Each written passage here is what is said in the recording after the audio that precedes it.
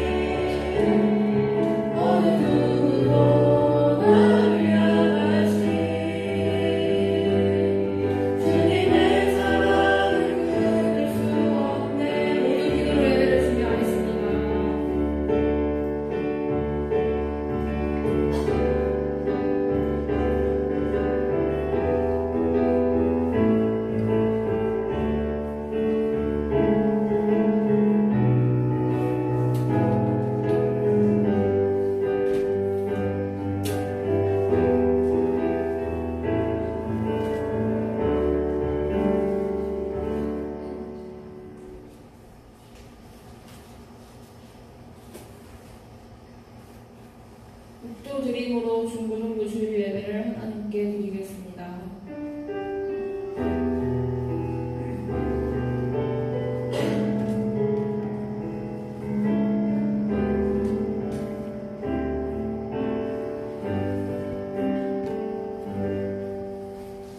다 같이 신앙 고백 드리겠습니다.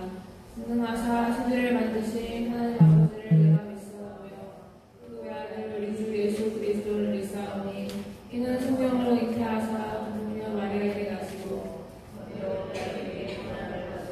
십자가에 못 박혀 죽으시고 장사한 지 사흘 만에 죽은 자 가운데서 생사를 하셨죠. 하늘의 역사 중하신 하나님 분의 안장에 있다가 죄로서 천사가 죽은 자를 심판하러 오시니라.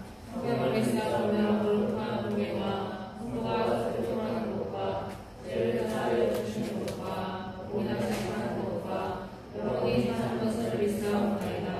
아멘. 찬송가 615장 찬양 드리겠습니다.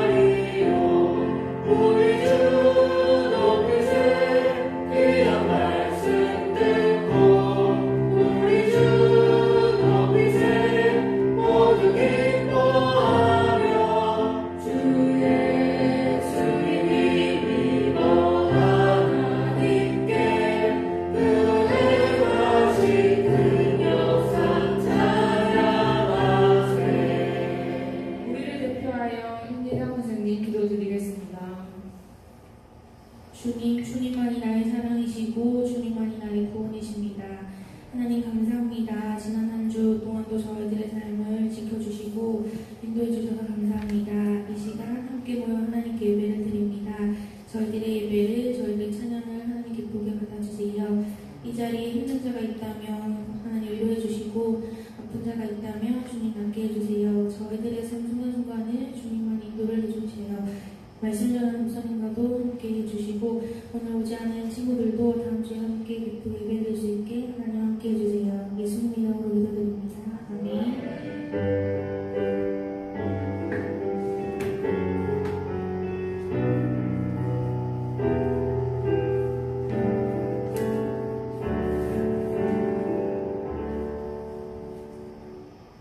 성경 말씀 창세기 29장 20절에서 30절 말씀입니다.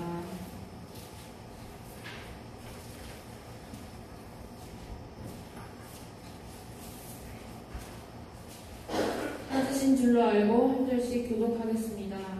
야곱이 라헬을 위하여 7년 동안 라반을 섬겼으나 그를 사랑하는 까닭에 7년을 며칠같이 여겼더라.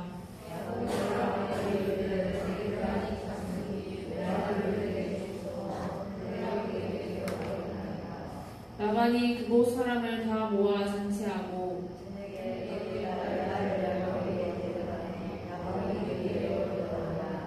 라반이 또 그의 여종 실바를 그의 딸 레아에게 시녀로 주었더라.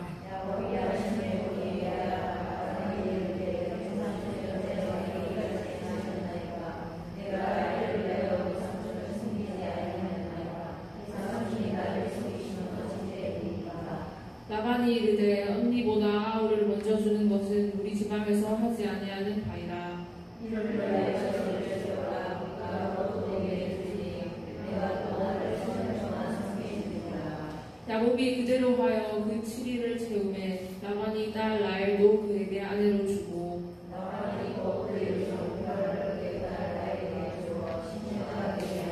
함께 읽겠습니다.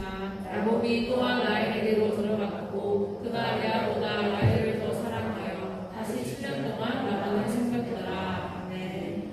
박준진 목사님 나오셔서 이성교제라는 주제로 말씀 전하시겠습니다.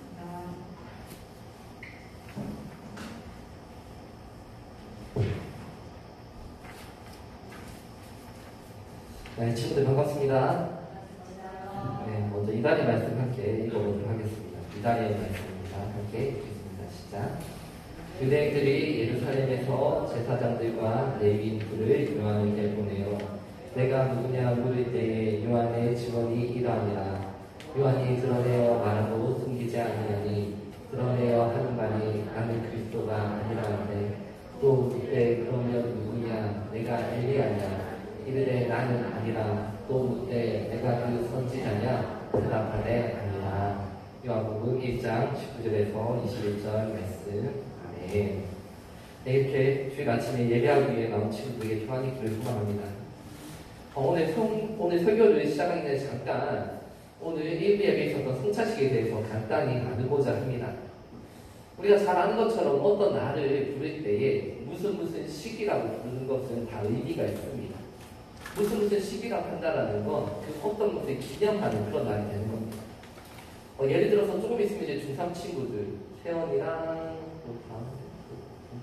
네, 중3 친구들이 어쨌든 졸업을 하게 됩니다. 그럼 우리가 졸업식을 하게 되는 겁니다. 네, 졸업식은 당연히 우리 친구들이 그 졸업을 축하하는 그 날이 됩니다.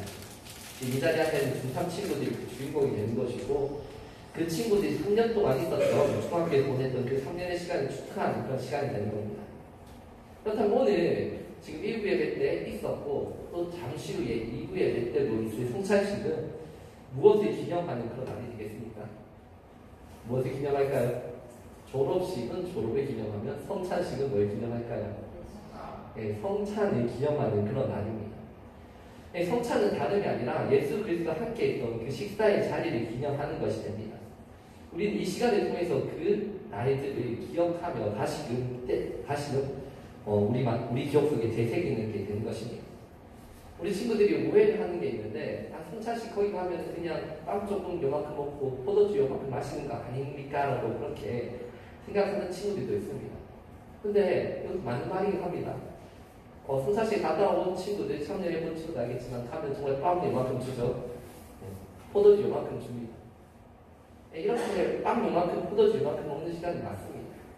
그런데 우리는 그냥 단순히 빵을 먹고 포도주 요만큼 마시는 게 아니라 그 손톱만한 그 빵과 한 모금도 안 되는 그 포도주에 우리는 의미라는 것을 담게 됩니다. 우리가 그 빵과 그 포도주에 담는 의미라는 건 그 빵 예수님의 살이라는 것이고 그 포도주가 예수님의 피라는 것입니다. 우리가 한 자리에서 한 시간에 그것을 함께 먹고 마심으로 예수님과 함께 된 일을 기억하는 것입니다. 예수님께서는 우리를 위해서 십자가에 가시던 밤에 이 식사를, 마지막 식사를 행하셨습니다.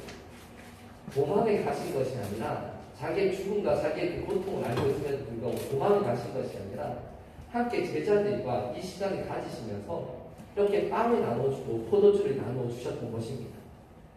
우리는 오늘날 이 성찬식을 드림으로 인하여서 예수님의 그 죽음과 부활을 기념하고 기억하는 것이고 나아가서 그분이 우리에게 주신 그 은혜를 기억하는 시간을 가지는 것입니다. 아마도 세례와 인교를 받은 친구들 중에서도 오늘 1부 예배 성찬식에 참여하신 친구도 있을 겁니다.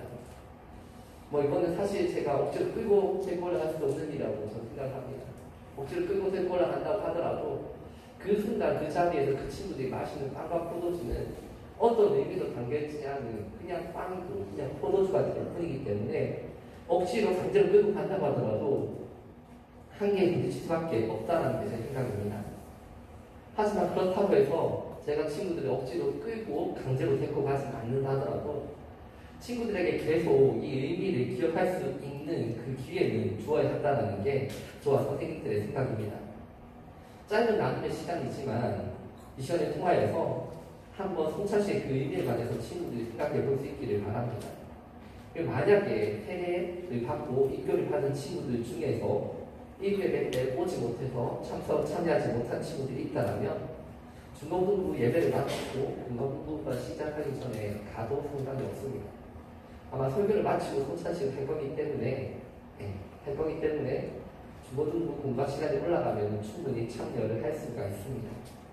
그 시간 그 자리에서 손찬식을 통하여서 예수님의 죽음과 부활 그리고 그것이 나에게 어떤 은혜를 끼쳤는지 한번 그 의미를 돌아볼 수 있는 그 시간을 가질 수 있기를 바랍니다. 알겠습니까, 친구들? 네. 세례교 하는 친구들 중에서만 대답하면 됩니다. 아직 중1, 중2 친구들은 남아서 공부해야 됩니다. 중2, 중2가 올라가면 그건 안 되겠죠. 그건 잡을 겁니다. 중3 이상이 가면 안 잡겠지만 중2, 중2가 저 세례 승차식 갈래요라고 해서 올라가면 잡을 겁니다. 알겠죠? 네. 자, 오늘 이제 설교를 이렇게 나눠보도록 하겠습니다. 오늘 설교 주제는 뭡니까? 제목에 보면 이성교제. 친구들이 관심이 많은 부분 아닙니까? 네, 친구들이 관심이 많은데 사실 저는 되게 난감한 그런 주제입니다. 왜냐하면 제가 이성교제 경험이 이렇게 많지가 않습니다. 특히나 친구들 나이 때 이성교제를 해본 적이 있었지만 없다고 해야 되는 게 더 맞기 때문에 어떻게 이야기를 해야 될지 잘 모르겠습니다. 그래서 일단 이것부터 한번 시작을 해보겠습니다. 우리 친구들이 생각하기에 성경에 이성교제에 관한 말씀이 있을까요? 없을까요? 네, 이거는 뭐 yes or no니까 50% 한번 그냥 생각해볼까요? 구원아, 성경책에 이성교제에 관한 말씀이 있을까 없을까? 없을 것 같아요? 없을 것 같아요? 오케이. 자, 그러면 지민아, 성경에 이성교제에 관한 말씀이 있을까 없을까? 있지 않을까요? 그렇죠. 그럴 수도 있죠. 자, 이건 뭐 정답은 없는데 정답이라고 말하면 이상하지만 제가 말하는 정답에는 성경에 있는 이성교제에 관한 말씀이 없습니다. 네, 신기하지 않나요? 이렇게 두꺼운 성경책에 이성교제에 관한 말씀이 없다니. 네, 이성교제 하지 말라는 말일까요? 네. 왜 그러냐 하면은 사실상 성경이 쓰여졌던 그 시대에는 이성교제라는 그 개념 자체가 없었기 때문입니다. 지금 우리 친구들은 내가 좋아하는 사람 찾아서 만나서 연애해서 결혼하는 게 당연하지 않습니까? 네. 손에 갑자기 어느 날 엄마가 네 남편이 다 데리고 와서 앉혀주면 결혼할 거니? 못하겠지. 네, 못합니다. 지금 시대에는 그렇게 할 수가 없습니다. 근데 반대로 성경 시대에는 내가 자유롭게 이 사람을 만나서 연애해서 결혼하겠다라고 그렇게 할 수가 없었던 시대였습니다. 그런 이성교제라는 그 개념 자체가 없는데 무슨 이성교제에 관한 말씀이 있을 수가 있겠습니까? 오늘 말씀에서 본 것처럼 레아 역시도 마찬가지였습니다. 레아는 야곱이랑 변할 마음이 1도 없었던 사람이었습니다. 네. 그날 결혼식 있는 당일까지도 내가 아니라 내 동생 라헬이 결혼한다고 생각하고 있었습니다. 근데 갑자기 결혼식이 끝나고 아버지가 와가지고 너가 텐트에 들어가라고 합니다. 네. 지금 같으면 생각도 할 수 없는 이권 누리이겠지만 그런 시대였던 겁니다. 그런 시대에 쓰여졌던 성경이기 때문에 성경에는 이성교제에 관한 말씀은 없다라는 게 제가 생각하는 정답입니다. 하지만 그렇다고 해서 우리가 생각해 볼 것은 그러면 오늘 이제 우리가 살펴볼 말씀들을 보면 이성교제에 관한 말씀들을 살펴볼 건데 그 말씀들은 아무런 의미가 없는 그런 말씀들이 되겠습니까? 어떨까요? 그럼 이제 있을 성경 설교를 하면서 제가 알려드린 이성교제에 대한 말씀들은 다 거짓말하는 걸까요? 내가 지금 목사가 앞에 서서 거짓말을 가지고 설교를 하는데 그럼 여러분은 그 설교를 들을 필요가 있을까요? 그렇지 않죠. 그럼 성경에는 이성교제에 관한 그런 말씀들은 없지만 하지만 보편적으로 하는 그런 말씀들이 있습니다. 시대가 바뀌고 역사가 흘러오면서 과거에는 성경이 쓰여졌던 그 시대에는 다루지 않았던 많은 주제들이 오늘날 이 시대 가운데는 생겨나게 되었습니다. 이런 주제들을 그냥 그런 구체적인 내용으로 성경에 있지는 않습니다. 하지만 그렇다고 해서 성경이 없으니까 이 주제에 관해서는 내 마음대로 생각하고 내 마음대로 살면 되겠지라고 그렇게 말할 수가 없는 겁니다. 성경에는 분명히 비록 그렇게 딱 떨어지는 그런 말씀들은 아니지만 보편적으로 하는 그런 말씀들이 있습니다. 그리고 지금 이 시대의 사람들은 그런 보편적인 말씀 가운데서 내 인생의 답과 길을 찾아가고 있는 것입니다. 성도의 삶이라는 건 어떤 경우에도 말씀의 인도를 따라 살아가는 그 삶이 되어야만 합니다. 그렇기 때문에 딱 맞아떨어지는 그런 구체적인 조항은 아니라 하더라도 성경에서 하나님이 말씀하신 보편적인 그 진리를 통하여서 오늘날 내 삶 가운데 있는 그 상황에서의 그런 삶의 길들을 적용하고 인도받게 되는 것입니다. 먼저 성경을 살펴보게 되면 이성교제에 관해서 세 가지로 그렇게 말씀하고 있는 걸 볼 수가 있습니다. 바람직한 이성교제는 이런 것이 다라고 세 가지로 그렇게 말씀하고 있는 겁니다. 하지만 말씀드린 것처럼 보편적인 말씀에서 뽑아낸 거기 때문에 친구들이 이 세 가지 이외에 성경을 보고 있다 보면은 더 많은 것들도 찾아낼 수가 있습니다. 하지만 오늘 본가와 제가 찾아낸 게 세 가지이기 때문에 이 세 가지만 나눠보도록 하겠습니다. 첫 번째 성경이 말하는 바람직한 그런 교제는, 이성교제는 바로 이것입니다. 빛 가운데서 있는 교제가 됩니다. 빛 가운데 있는 교제.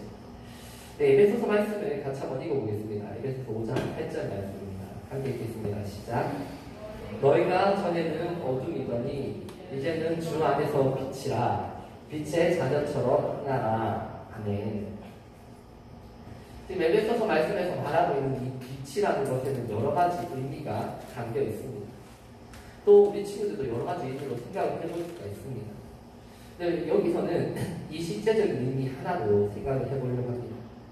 이 빛이라는 것을 다른 어떤 의미, 그런 것들은 분과 시간에 함께 나눠보도록 하고 오직 한 가지 진짜 환하고 밝은 그 의미로 생각을 해보려고 합니다. 교제를 할 때 밝은 곳에서 그렇게 교제를 하라는 것입니다. 가끔 제가 이제 집에 갔다가 수요예배를 드리거나 금요철 예배를 드리기 위해서 교회를 옵니다. 교회로 올 때 제가 어디로 오는지 아는 친구 있나요? 제가 어디로 올까요? 네, 학교를 거쳐서 옵니다. 네, 처음에 왔을 때는 그냥 모르고 이렇게 한 바퀴 돌아다녔는데 몇 번 왔다 갔다 하다 보니까 그 뒤에 쪽문이 열려 있더라고요. 그래서 쪽문으로 계단에서 올라가서 교문으로 나갑니다. 근데 한 번씩 그렇게 운동장에 지나가다 보면 어두운 곳에서 교복을 입고 있는 커플이 있습니다. 네. 그러면 저는 최대한 안 보는 척을 하면서 보면서 지나갑니다. 왜 그럴까요? 네. 안 보는 척을 하는 것은 혹시나 그 교복 입은 커플이 우리 친구들이면 당황스러울 거 아니에요. 그래서 안 보는 척, 최대한 안 보는 척 하면서 지나갑니다. 하지만 그러면서도 최대한 보면서 지나갑니다. 왜 그럴까요? 네, 혹시나 우리 친구들이면은 그래서 알아야 하기 때문에 모르면 안 되잖아요. 친구들이 누구랑 교제하는지. 물론 친구들은 알려주고 싶지 않겠지만 알아야 하기 때문에 최대한 안 보는 척하면서 그렇게 보면서 지나갑니다. 저는 친구들이 이성교제하는 걸 반대하는 사람은 아닙니다. 하지만 어두운 곳에서 이성교제를 하는 것은 반대를 합니다. 어둠은 실제로 우리로 하여금 많은 것들을 감춰줍니다. 그 우리들의 모습을 감춰준 것 중에 하나가 부끄러움이라는 걸 감춰주는 걸 볼 수가 있습니다. 우리는 어둠 속에 있다 보면 빛 안에서는 차마 하지 못한 여러 가지 행동들을 그렇게 할 수 있게 되는 것입니다.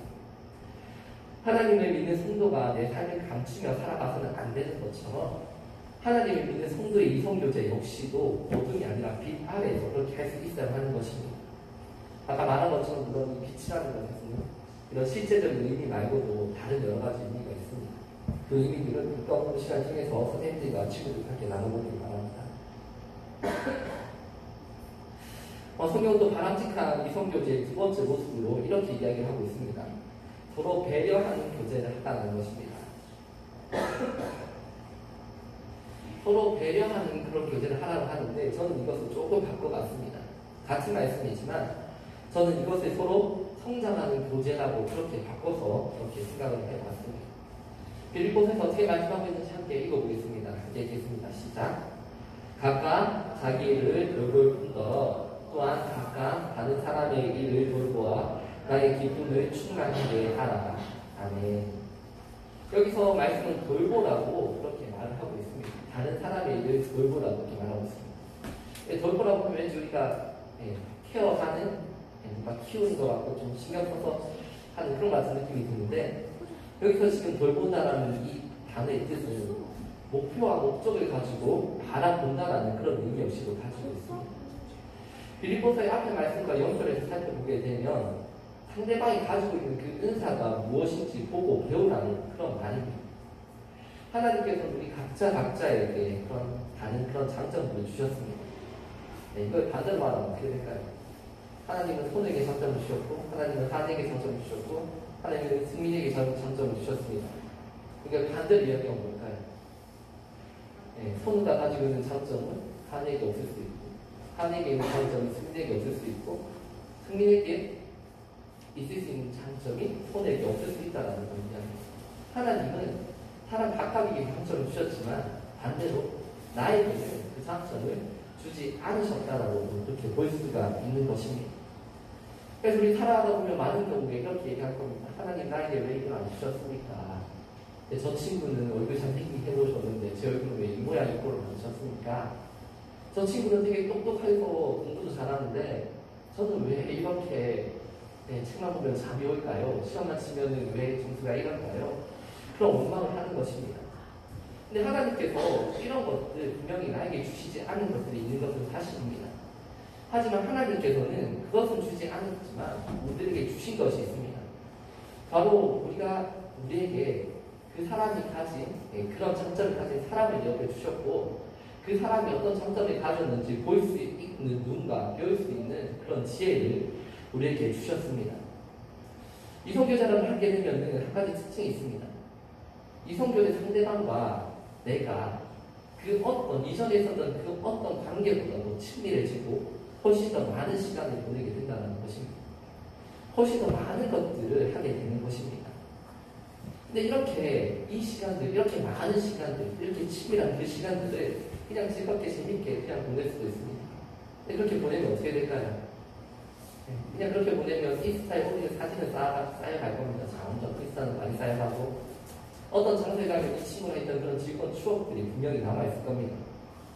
그게 끝입니다. 그리고 그렇게 헤어지게 되면 그 모든 추억들을 아프고 아쉬운 그리고 미련한 그런 추억이 될 뿐입니다. 이렇게 우리가 누군가와 함께 많은 시간을 그렇게 함께 한다는 것은 상대방이 가지고 있는 좋은 것들, 장점들을 배울 수 있다는 겁니다. 배울 수 있는 좋은 기회가 우리에게 주어진다는 것을 의미하는 겁니다. 그 사람이 쓰고 있는 그 말들, 언어들, 타인을 배려하는 행동들, 또 그 사람이 나를 아껴주는 그런 모습들을 배운다면 단순히 즐거운 추억을 쌓아가는 것 이상으로 내가 더 좋은 사람이 될 수가 있습니다. 그렇게 그 사람과의 그런 교제를 통하여서 내가 성장할 수 있다면 비록 헤어졌더라 하더라도 그 시간이 주는 가치라는 것은 단순히 아쉽고 아프고 미련한 추억을 쌓은 것 이상으로 훨씬 더 중요하고 가치 있는 그런 시간을 만들어갈 수 있게 되는 것입니다. 또 다음으로 성경은 세 번째로 바람직한 교제를 이렇게 말하고 있습니다. 성경이 말씀하는 바람직한 세 번째 그런 교제의 모습은 신자와 함께하는 그런 교제가 됩니다. 신자와 함께하는 교제. 좀 더 쉽게 말하면 여기 있는 애들끼리 사귀는 거예요. 반응이 없죠? 그렇게 싫은가? 여기 있는 사람들끼리 사귀는 만나는 게 싫은가요? 좀 더 범위를 넓혀줄게요. 여기 있는 사람들이 아니라 우리가 수련회 가서 만났던 친구들까지로 범위를 넓혀볼 수 있을 것 같습니다. 좀 더 범위를 넓히면 똑같은 믿음을 가진 그런 사람을 만나서 교제하라고 그렇게 성경은 말씀하고 있는 겁니다. 고린도서 말씀을 함께 읽어보겠습니다. 함께 읽겠습니다. 시작. 너희는 믿지 않는 자와 멍해를 함께 내지 말라. 의와 불법이 어찌 함께하며 빛과 어둠이 어찌 사귀며 그리스도와 뱀향이 어찌 조합되며 믿는 자와 믿지 않는 자가 아멘. 우리가 이 성교제에 하더라도 같은 믿음을 가진 사람, 그러니까 같이 교회를 다니고 하나님 믿는 사람과 하라는 것입니다. 물론 이것이 친구들로 하여금 저 친구는 교회 안 다니니까 이제부터 안 만날 거야. 이건 이 성교제 친구가 아니라 일반 친구도 포함해서 말하는 겁니다. 저 친구 교회 안 다니니까 이제 밥도 같이 안 먹어. 함께 안 놀 거야 라고 그렇게 하라는 것이 아닙니다. 우리 죽어도 친구들끼리만 놀라고 그렇게 말하는 것도 아닙니다. 지금 우리 친구들이 학교 가면은 교회 안 다니지만 친하게 지내는 친구도 있는 것처럼 그렇게 친구 관계 이렇게 즐겁게 재밌게 뭐 밥도 먹고 게임하고 같이 가도 상관이 없습니다. 하지만 친구 관계는 그런데 이성교제는 조금 다른 그런 기준을 적용하고 있습니다. 친구끼리는 상관이 없지만 이성교제만은 안 된다라고 그런 제한을 두고 있는 것입니다. 친구들 이 말씀에 동의하십니까? 태어나 너가 앞으로 이제 연애하는 친구 무조건 같은 믿음을 가진 사람을 하는데 괜찮겠니? 아 괜찮겠어? 네, 태연이 괜찮다고 하네요. 그런데 힘들 겁니다. 저 때도 힘들었어요. 대학교 갔는데 내가 좋아하는 짝사랑하는 애가 그래도 안 다녀요. 어떡할 겁니까? 현실적인 문제를 부딪히게 될 겁니다. 근데 그럼에도 불구하고 이렇게 말하는 이유가 있습니다. 우리 친구들 중에 벌써 느끼는 친구들이 있겠지만 어떻습니까? 우리 친구들 하루가 깁니까? 짧습니까? 어떤가요? 보면 하루가 길이 짧니? 길어? 그런 의성이 하루가 길어 짧아?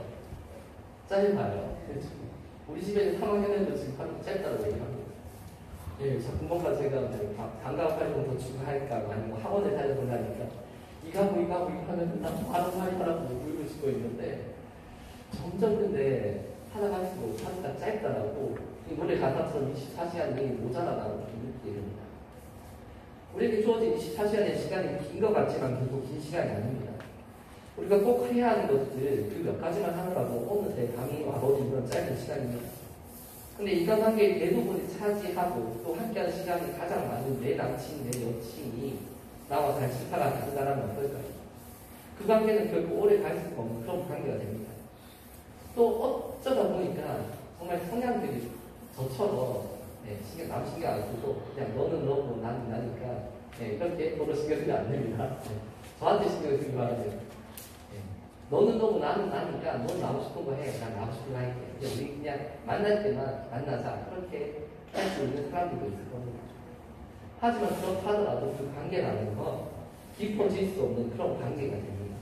각자가 원하는 것을 하고 시간을 할 때 만나는 그 관계라는 건 쿨해 보이지만 뜨거워질 수 없는 그런 냉랭한 그런 관계가 되는 것입니다. 그렇기 때문에 나와 같은 관심사를 가지고 나와 같은 이야기를 할 수 있고 또 내 생각과 내 의견을 지지해 줄 수 있는 그런 사람을 만나는 것이 바람직한 성경이 말하는 이성교제라고 할 수가 있습니다.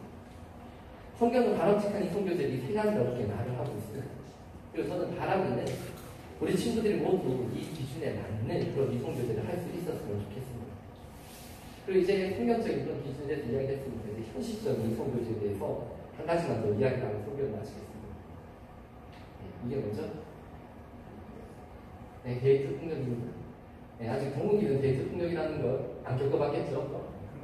겪어봤나요? 안 겪어봤어야 되는 거죠. 바로 이성교제와 데이트 폭력을 구별하라는 겁니다. 데이트 폭력이라는 말이 나온 지는 그렇게 오래되진 않은 것 같습니다. 저만 해도 제가 친구들 나이 때 데이트 폭력이라는 말을 들어본 적이 없습니다. 이 말은 경찰에서 먼저 썼던 그런 말이라고 하는데요.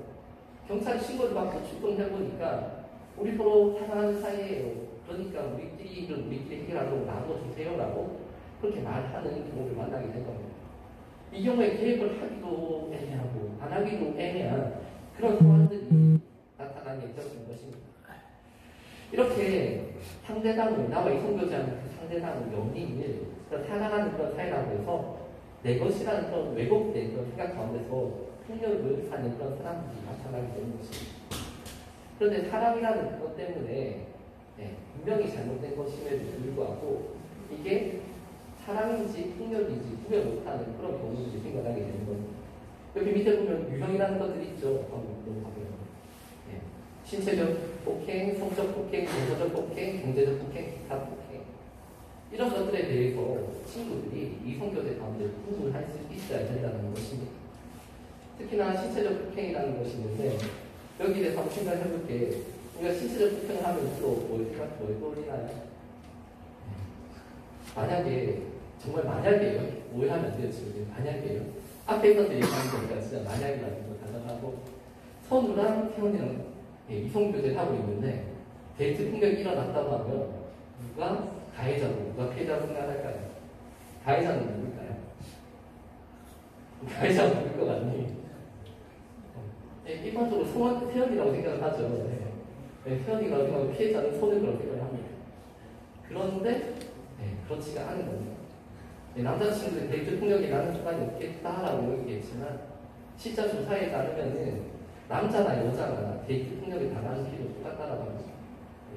남자도 여자에게 데이트 폭력을 가할 수 있지만 여학생들도 남학생들에게 데이트 폭력을 가하는 겁니다. 실제로 때리기도 하고 물건 집어 던지기도 하고 그런 경우도 있는 겁니다.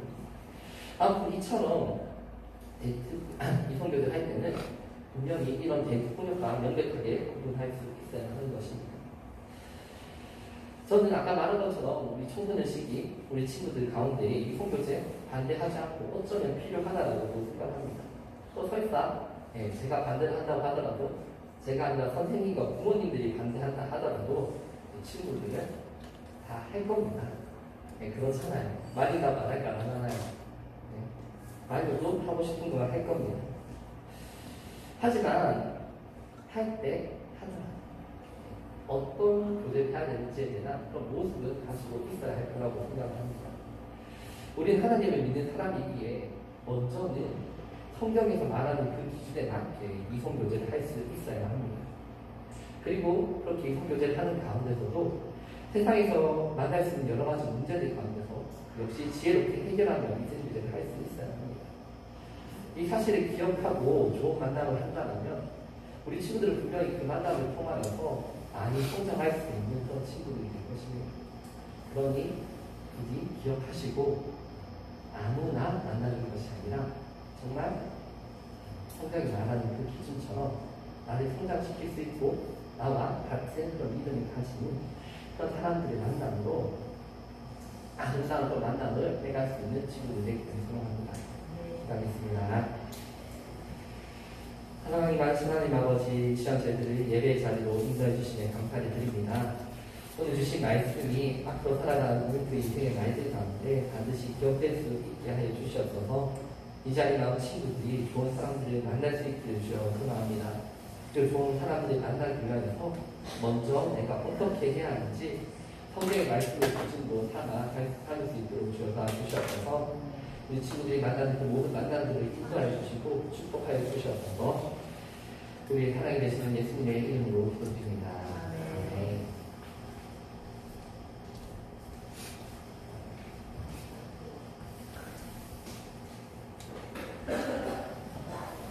헌금송 드림으로 하나님께 준비하신 헌금 드리겠습니다.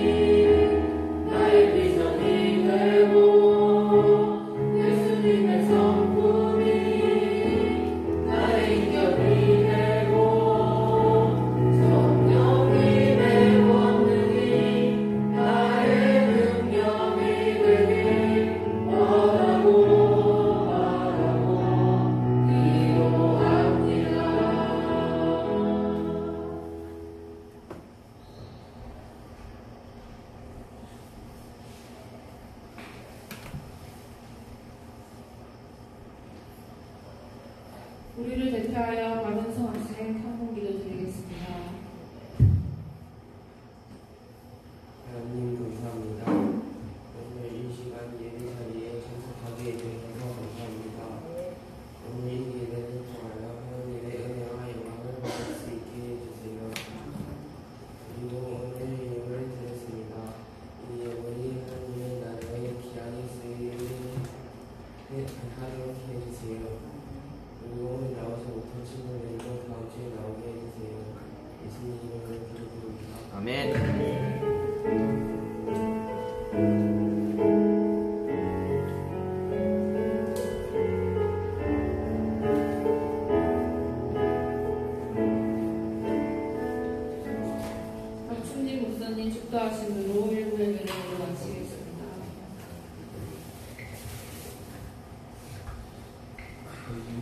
앞에 정권 앞에 10일 정도 드렸고 정권 앞에 감사를 드렸습니다. 친구들이 드린 헌금과 예배를 드리고 축하를 하겠습니다. 지금 우리 주 예수 그리스도의 은혜와 살아계신 하나님 아버지의 무궁하신 사랑과 우리를 지키시고 기도하시는 성령님의 교통하심이 하나님 주시는 만남의 축복이 이 자리 가운데 있는 모든 친구들 위해 지금부터 영원토록 있을지어다. 아멘.